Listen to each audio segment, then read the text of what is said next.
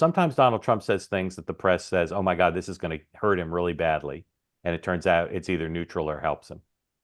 Is what he said about Liz Cheney, is that something you think he said on purpose to remind people that Liz Cheney is a supporter of Kamala Harris, or was that a mistake to make a remark about her being shot at? It was off the cuff. I don't think it was. I mean, if you heard his discussion with Tucker, I don't chalk it up to anything more. He was asking. I mean, so the answer is I don't think it was planned. I don't think it was intentional. It's not helpful, but I mean, it also isn't. It's So like to so your point.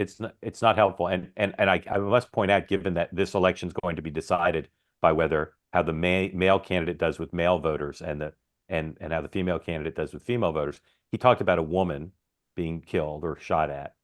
So it's potentially, I think, more than just unhelpful. Yeah, I mean, if Harris had made a joke that Trump was going to be shot, I mean, the chat would be, going to 11.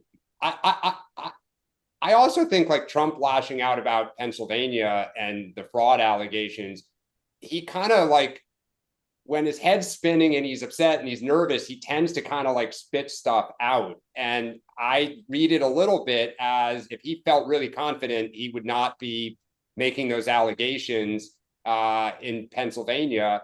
And I also think we talk a lot about trend lines. The trend lines in the Midwest have kind of stopped, right? Like there was this very slow burn down for Harris. And even my sense is in the private polls, it hasn't kept going further down. It might have, it's stopped. And so I just think from an optimism standpoint, Democrats are like, all right, the bottom hasn't fallen out in the Midwest. The public polls have kind of remained where they are a little bit. And, there are some signs of some nervousness on the other side, which we haven't seen in the last couple of weeks.